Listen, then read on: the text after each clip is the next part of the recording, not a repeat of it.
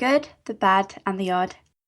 They're sorted. Welcome to this episode of The Good, the Bad, and the Odd with your hosts, Mark and Sam. Hi, Sam. Hello there.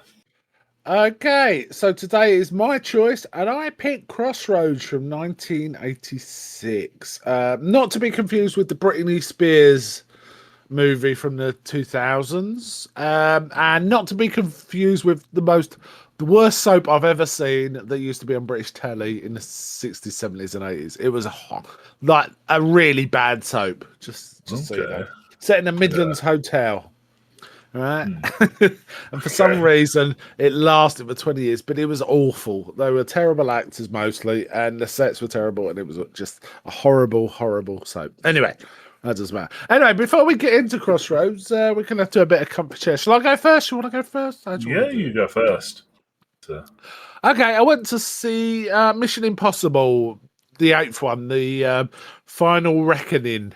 However, I'd only actually seen up to 5 before I went to see it, so I've been cramming the other 3, which is not easy because they're really long films.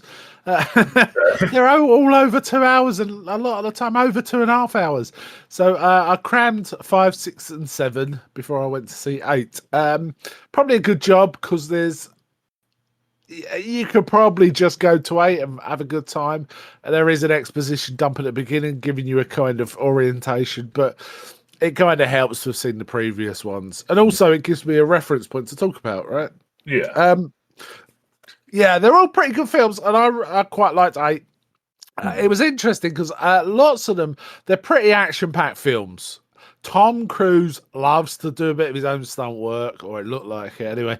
And he also, I'll tell you what Tom Cruise likes or loves, shots of him running really long ways along weird scenes like the tops of train stations and things like that.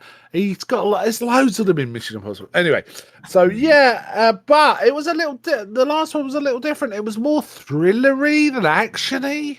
If you know what I mean, there was a lot more tension to it. And I'll tell you what, I had loads of callbacks to the original, all the other films. It wasn't just to the previous one, it was callbacks all throughout. And it was definitely retconning, because there's one, I think in 3, he had to recover something in a canister and you never knew what it was. And in the 8, they say, oh yeah, it was this. You caused this because you did this. And I was thinking, retcon. But it doesn't really matter. It doesn't matter. But having said that, it didn't stint on the action. There was an amazing action sequence, which I think is prefigured in the trailers, involving biplanes. Absolutely, it looked totally realistic. And I think Tom Cruise was doing a lot of physical stuff. They may have CGI'd in the backgrounds, maybe, to make it all look a lot higher than it was. I don't really know, but it looked. You couldn't tell. I couldn't tell. Anyway, yeah, so I really enjoyed it. The only downside of it, there's an underwater sequence, and I just don't like that. I was about to say Thunderbirds. Thunderball has given me a real aversion to any kind of underwater sequences in any film. Yeah. But having said that, this was way better than the way Thunderball did it. Quite a good film. All over the world. They love London. Also, in Mission Impossible, they love London. Yeah. They really do. It's a lot of London stuff in it. And it is funny because the most unrealistic thing of the whole film was him running across the Westminster Bridge towards Big Ben at 2 a.m. and no traffic whatsoever. It's like that would never happen. That just doesn't happen in London. Even at 4 a.m. there's traffic about, right? But that made me laugh. I have to mention it's also about an AI getting out of hand and taking over the world, which. What I've heard, comments I've heard are in number 7, it was more sci-fi, right? Because that's how it starts about this AI. In fact, the 7th film is all about getting a key that's supposed to help deal with this AI. The whole film is about getting a key, right? But that doesn't matter. It's still the stakes are high, right?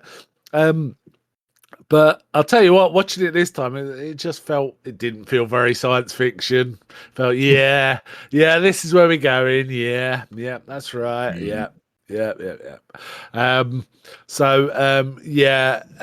could just feel it. There's so much money in cyberspace. I mean, I'm talking about Bitcoin mining and all that. anyone who gets a hack on any of that is kind of rules the world. It feels like, and yeah. So this doesn't feel. But the thing is, it's sentient. It's a sentient AI. It's not controlled by the. So it's that kind of. Yeah, quite good. Yeah, still in the cinemas, so I'd recommend. But it might help to see the other ones, but it doesn't matter. You'll still enjoy it. Anyway, back to you. Okay, so my only thing I've really watched new this week is a TV series on Netflix. Now, it's an adaptation of the comic book that we both read this comic book. It's an adaptation of Asterix, The Big Fight. It's just called Asterix and Obelix, The Big Fight. And it's the famous French comic book, comic novel series, for lack of a better term. By Gisconi and Udzo, I think. I'm not sure how to pronounce that. Yeah. But yeah, so this is an adaptation of the 1966 book, Asterix and the Big Fight.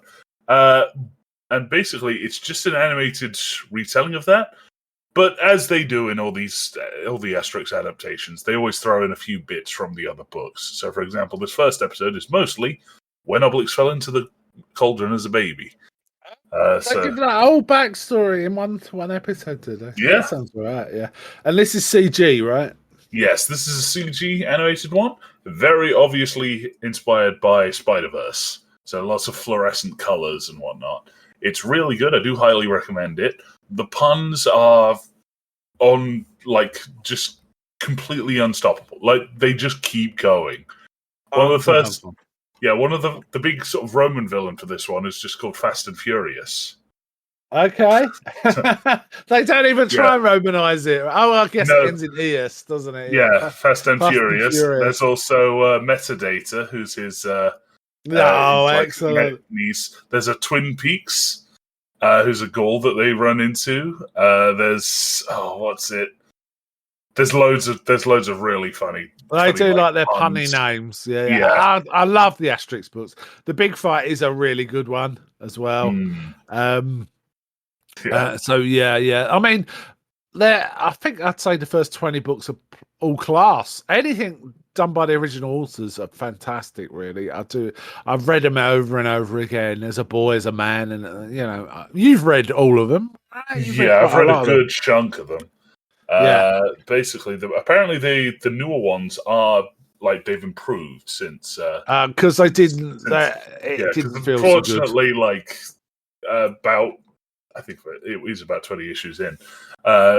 Goscinny passed away, so it's just Uderzo alone, and it's not as good. It's still good, but not as good. Yeah, it's just the new guys have pulled it up. So. Oh, that's great. That's great to know. It is a good, solid classic series. And this is on that. What's it called? Asterix and Obelix? Asterix and Obelix, The Big Fight. Just The Big Fight. Okay. Yeah, Asterix and Obelix. I might give that a go. That sounds like my wheelhouse. In fact, you showed me a very little bit, didn't you? So I've kind of seen it. It looks pretty good CG version of the comics to me. Yeah, it's a good count, representation of everything. And everyone looks on model. There's a few characters you didn't meet you didn't see that are in it.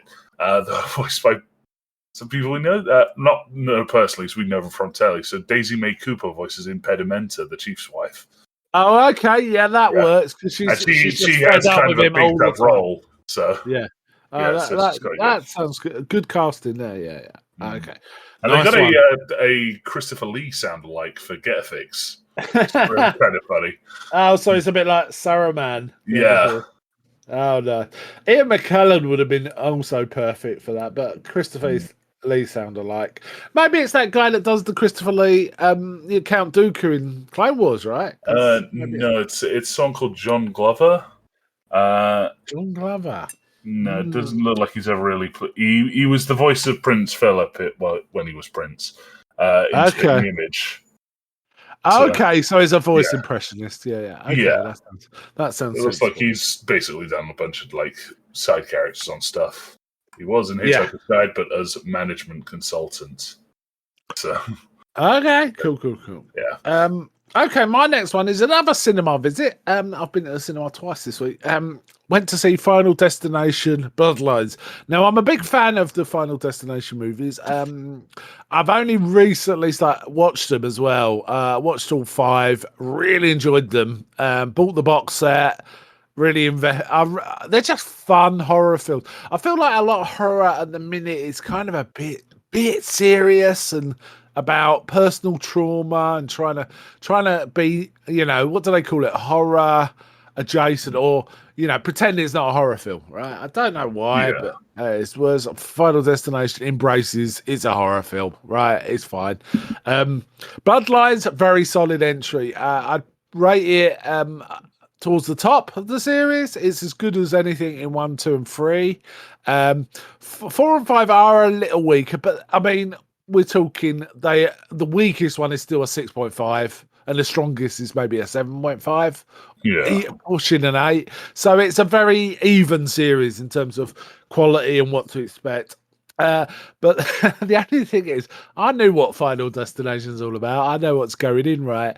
But I did notice at one point I seemed to be the only one laughing in the cinema at all these gruesome deaths. So I felt a bit like Max Cade. I don't know if you've ever seen it in the film Cape Fear, the remake with Robert De Niro as this psycho called Max. He's just sitting in the cinema laughing his head off, and people slowly moving away because I felt like I was getting a bit of side eye in a few. Though having said that, there are a few scenes where everyone laughs, so I wasn't entirely alone the whole film, but I was just laughing. All these gruesome stuff going on, and it was funny. It was funny, and they did it in a really clever way, and they just did it in a slightly different way. Let's see. I don't want to spoil it. Well, it's more about. I mean, the name Bloodlines maybe gives it away.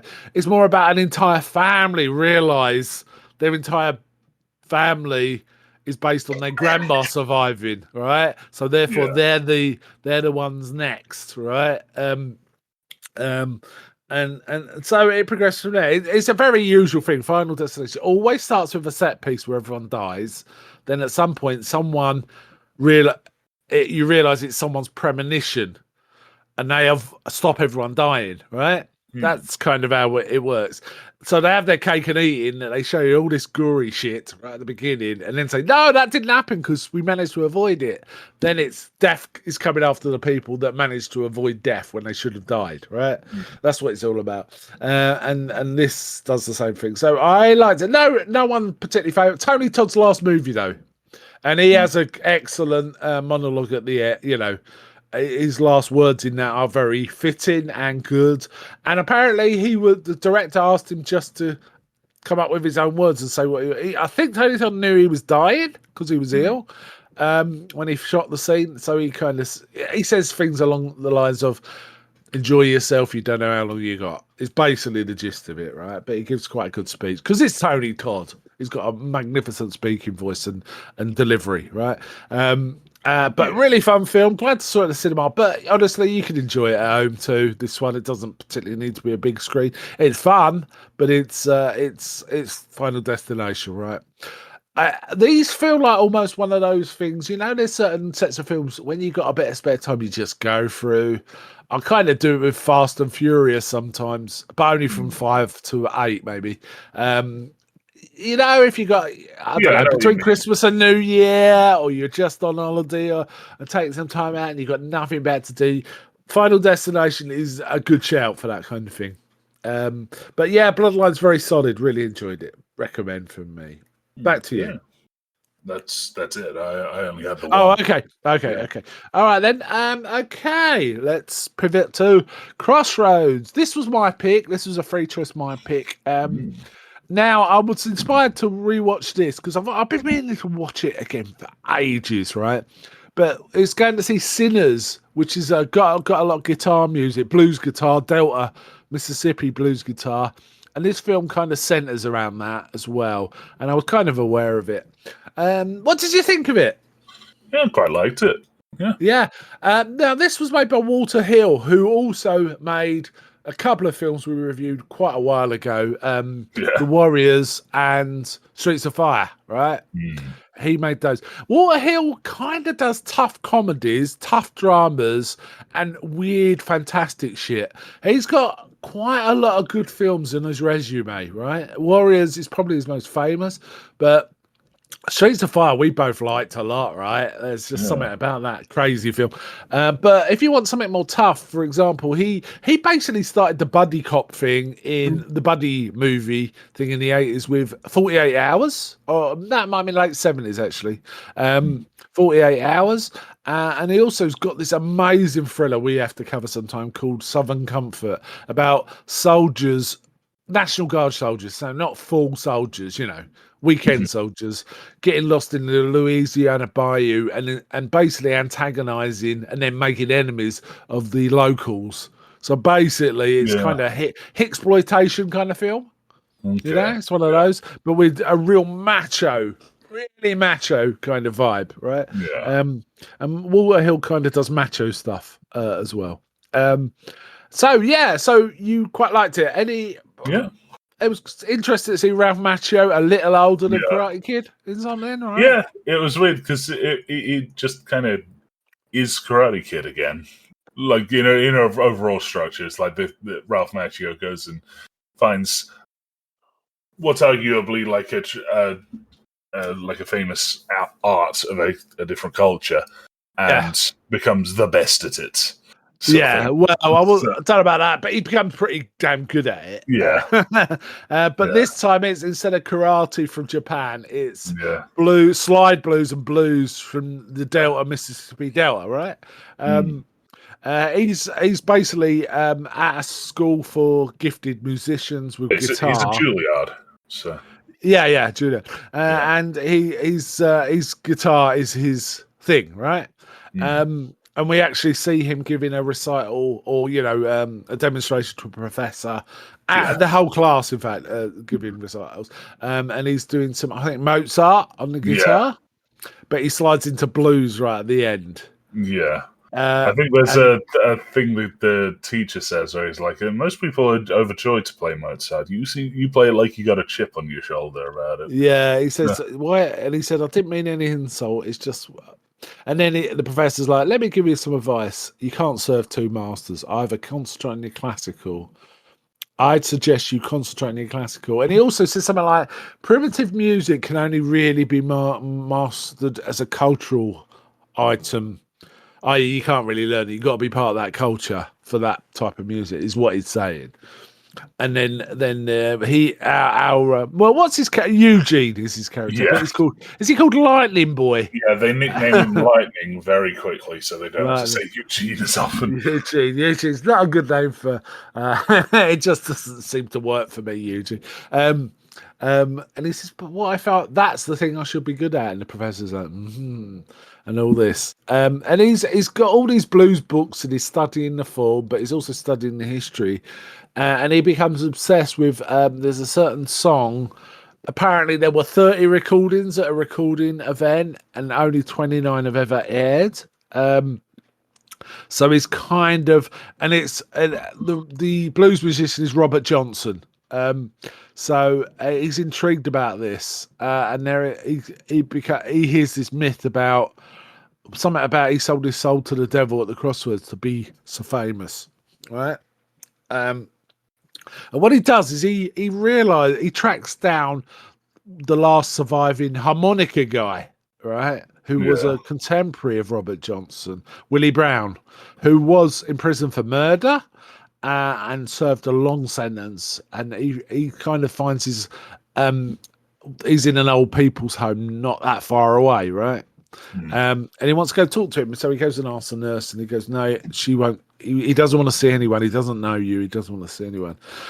And he's like, oh, can I just talk to him for a minute? No, it's none of that. But then as he leaves, he sees there's a job going, janitor job, right? So he's mopping the floors and he starts talking to the old fella who doesn't really want anything to do. He says, he goes, I have 6 cousins called Willie Brown. The pharmacist goes, Willie Brown. What makes you think I'm Willie Brown and all this? He basically claims it isn't him, right? And then he mentions, I'm a blues man. And he goes, where are you from, boy? He goes, Long Island. He goes, a Long Island blues man, right? And he just makes fun of him. And then, but the next time he comes back, he goes, "So you're not Willie Brown, huh?" And he's going, "No." He goes, "Who's this then?" And he shows him a picture himself with Robert Johnson. Yeah. And it progresses from there. And he says, "Why are you so obsessed with this, son? You know, what's it got to do with you?" And he goes, "I want that last song." So he's like, "All right, I can teach you that song, but you got to you can't learn it here. You've got to learn it in Mississippi, right?" It's kind of that, isn't it? So he's like, "Okay." He goes, "How are we going to get there?" And it's like, "Well, I've got a roll," says the old fella. So Eugene or Lightning Boy pays for a bus to Memphis. They get to Tennessee, right? Then he says, "No, you got to pay for the rest." And then it turns out he's only got $40. He hasn't got a roll. He's got a roll of newspaper that he's put two $20 notes around. So. Yeah. So then he realizes, but basically he says, "No, you got to learn blues. You got to live the life." He goes, he says, "If you know everything, you're not going to learn nothing." That seems reasonable. He says, "What we're going to do is we're going to hobo across from Memphis to Mississippi. They're going to, ride the thumb or whatever. Hitchhike, whatever. Bus, sleep in barns, that kind of thing, right?" So they start doing it, and then he says, "This old guitar, you only bought it because it looks old, right?" And basically, I couldn't quite work this out. Oh, he said he's got a fancy watch, isn't he? They sell pretty much all their stuff, so that they can all their stuff, and they get him a Telecaster and a portable amp, a battery-powered amp, so he can. He did say Muddy Waters invented electricity, is what he said, meaning he was the first bluesman to start using electric guitars. So he gets a pig nose amplifier and a Telecaster, lovely Telecaster, and also says, "Oh, we cut this bit off of the pipe because you've got to learn slides, So he cuts a bit off of the pipe, and so they trade the watch for all this other stuff, including a gun, which we don't see, but Willie wants a gun, and he keeps saying things like, "Bluesmen always carry a gun." He's always claiming things about bluesmen. It's a bit like Del Boy, he says, "Mum on her deathbed said this." Willie, what's he called? Blind Willie? No. Yeah, Blind Willie. He's got several names, isn't he? He's got they keep names. calling him different stuff whenever he because he takes off aliases. He has aliases, but he's known as Willie, really, really bad. And they what happens next? Do they meet? They ran into Francis in a barn, don't they? Yeah. Is that next? Yeah, I believe that was the next thing. Yeah. She's a young girl who's hitchhiking across the country to get to California because she reckons she's got a dancing job.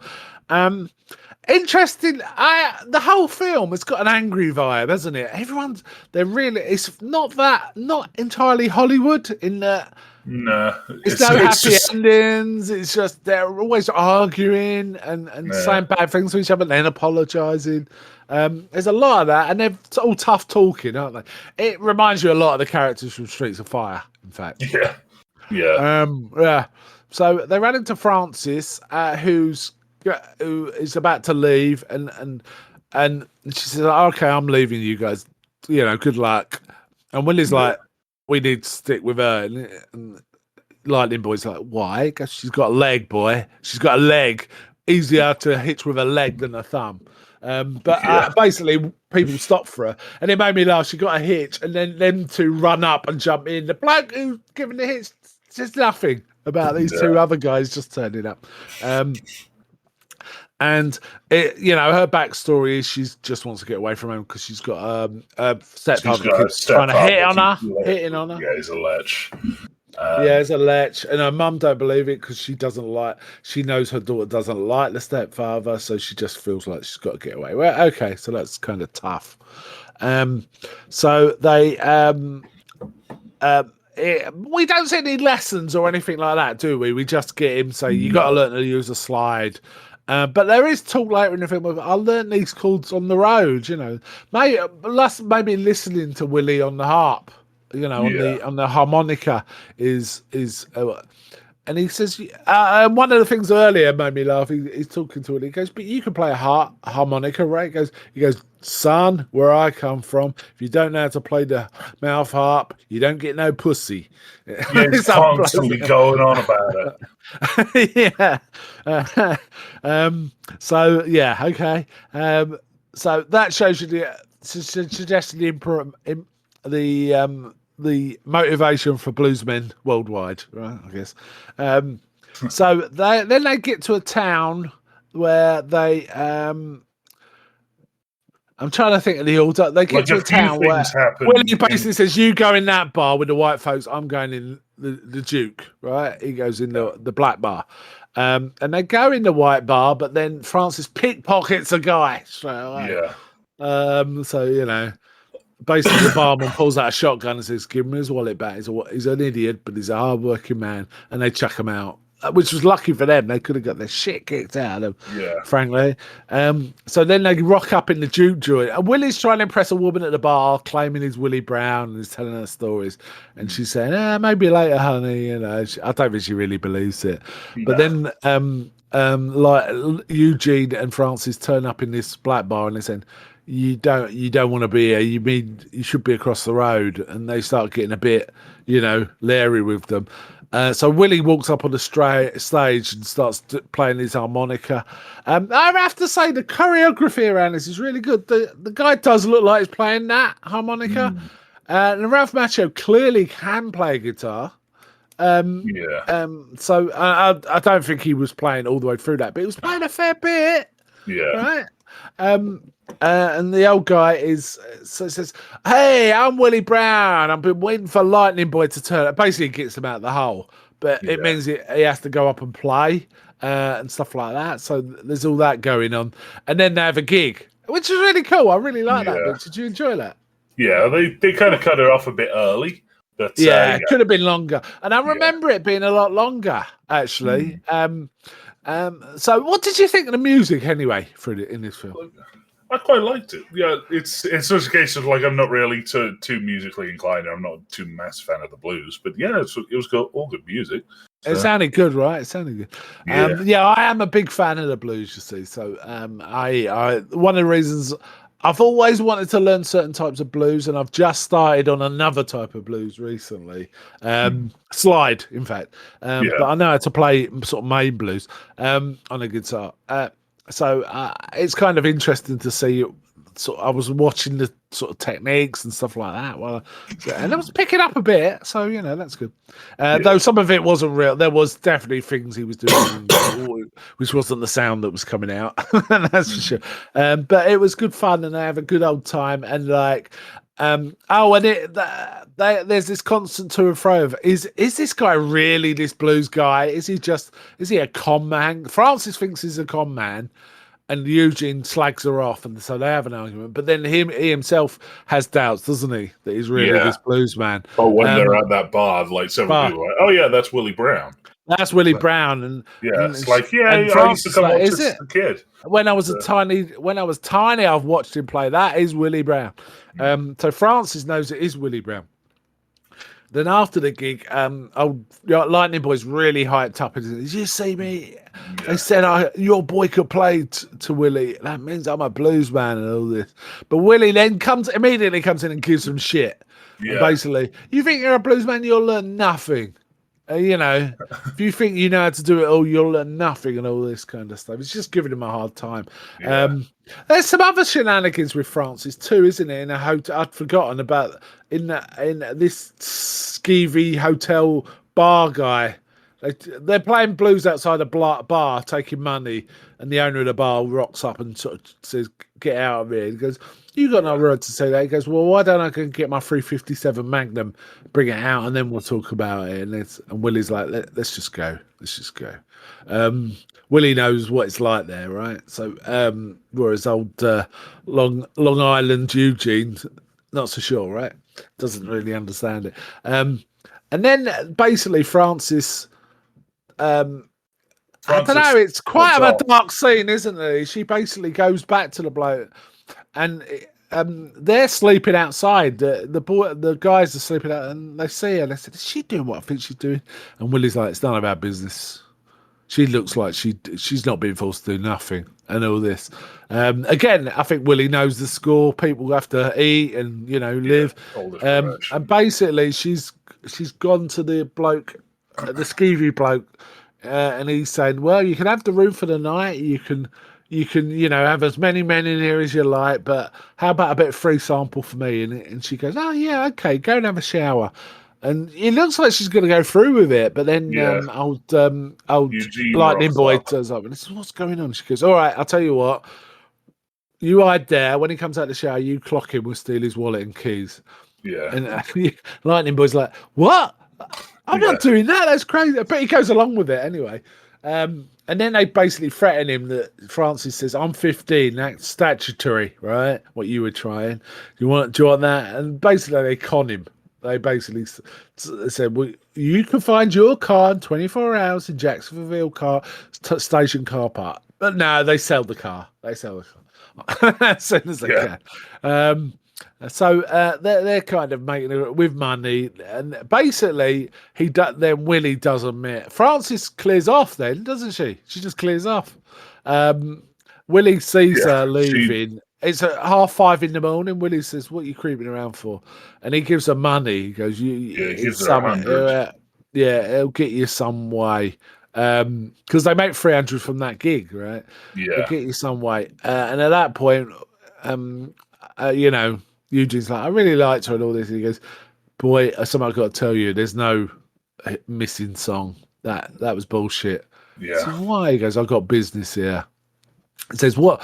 Oh, and in an earlier scene, he's making a joke. He goes, "Oh, shall I just sell my soul to the devil at the Crossroads?" And Willie just slaps him across the face and says, "Don't ever say that again." Yeah. And Willie keeps talking about he's got business. Yeah, here's where it takes a turn for the mystical. It does. And we get these shots of the previous times, don't we? Of when he was 17 and he's standing at Crossroads and like an old van goes past and the children are making fun of him. "What are you standing here for, blind man?" Because he's wearing thick glasses, isn't he? They call him blind man, the children are. And then a mystical character rocks up, who is Satan, right? Satan. Yeah. They call him Scratch in this. Well, they explicitly state that he's got a lot of names and they're always changing. So. Yes, they do say that. Say that. Well, the implication, we find out eventually that it wasn't Robert Brown that sold his soul. It was Willie. Sorry, Robert Johnson that sold his soul. It was Willie, wasn't it? It was Willie that sold his soul to get fame and fortune, which he never got. Anyway, they're trying to find this Crossroads, and he goes back to this old house. He knew this woman, and her granddaughter runs it as a boarding house now. He goes, "Oh man, I used to play her," and she goes, "Oh yeah, she talked about you." He goes, "Yeah, she was a fine woman." Then he shows her the picture of the Crossroads. He goes, "Do you know this place?" And she obviously knows it, and she calls a guy and says, "Give him a lift to so and so, drop him off." Yeah. And it takes them to the Crossroads, and so Lightning Boy's like, What are we doing here?" He goes, "We're meeting someone. Play the song, we'll see." And he makes and he only plays a few notes. Suddenly, like a fresh car pulls up. With a black man and a black woman in, and they're kind of laughing it's been a long time and all this, and goes, "Yeah, you in." And basically, he says, I like him. He says, "I'm looking for Legba," and it's like, "Oh, you don't go by that anymore." We call him Scratch. You call him Scratch. He says, and he says, "Okay," and then he says, "We're down at." It tells him the place where they're going, and he goes, "I'll give you a lift." And he goes, "I ain't riding with the likes of you." And he goes, "Well, please yourself, you old fool," and just drives off.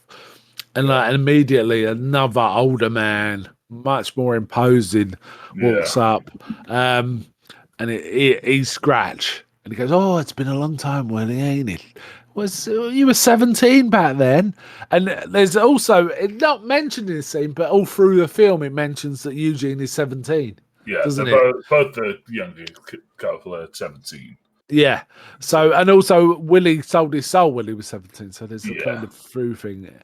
And he's saying, he says, he goes, I got a piece of paper saying you're mine. He goes, tear it up, give me some peace. He goes, why should I do that? He goes, I'll tell you what, I'll come to you being and I'll play.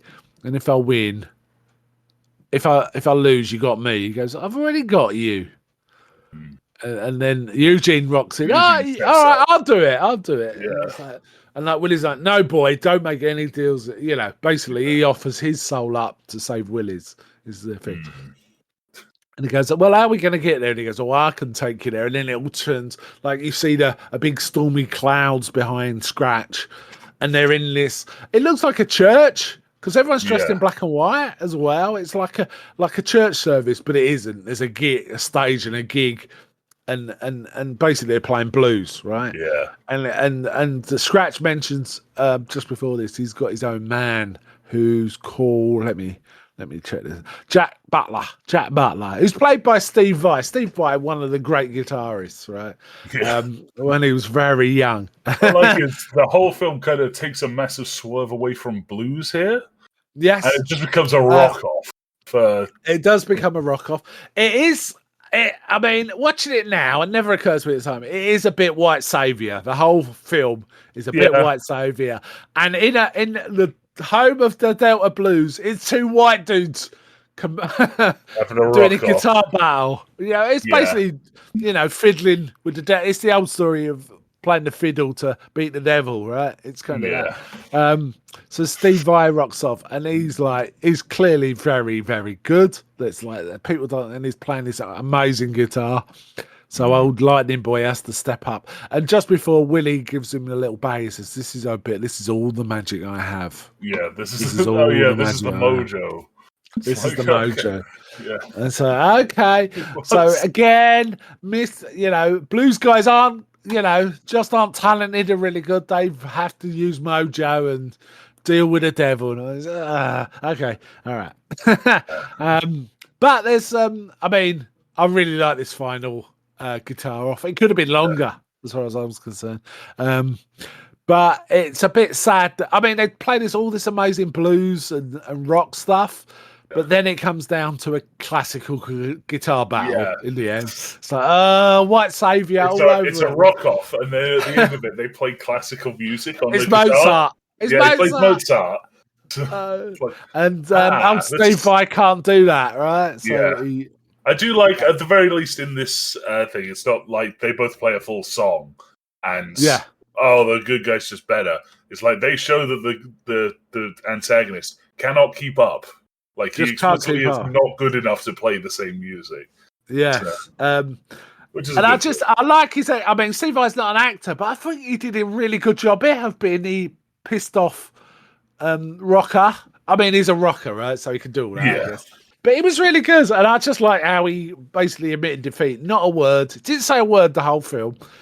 Just threw the guitar face down on the floor and walked off the stage. Right? That's all he did. Just unstrapped the guitar, threw it down, walked off the stage, and then the gig starts up, and they all start playing blues, and everyone's dancing. Old Scratch just gets up and tears up the contract and walks out. Right? Yeah, and then snap them back on the Crossroads. Yeah, and they said, and basically they start walking, and it's basically they talk about going to Chicago. But then Willie says, after Chicago, we got to go our own ways. You take your music where you need to take it, kind of thing. And it just ends, right? Just trails off. Yeah. I enjoyed this as much as ever. I wasn't sure how you take it, to be honest, because I remembered the musical stuff. I remember there being more music in it than there was, more musical scenes, but it was more like the soundtrack was infused with blues all the way through, and there was only really a couple of scenes they played a gig. They were good, but they were quite short, right? Apart from the end one. So it was a fairly, I feel like in a more polished hands, Frances would have been there at the end as well. Do you know what I mean? And a bit more like the Karate Kid, but no, she just leaves at the right part, to think that suits her character really. So yeah, interesting. She was quite good as well. Jamie Gertz played that role. Solid cast. I like the guy playing Willie Brown was really good. Yeah, I thought. Joe Seneca. Yeah, he's been in a lot of things, but I mean, he is a convincing as the old blues man, isn't he? He really is. He's got the attitude and stuff like that. Ralph Macchio, slightly different from his Karate Kid character, isn't it? A bit more. I don't know. Actually, it was quite similar, wasn't it? He was more. He was more Karate Kid 3. Yes, bit whiny, right? Bit whiny. I also really liked the guy playing Scratch, Robert Judd. I thought he was because he only had a few scenes, but he was quite a good Satan, wasn't he? I thought.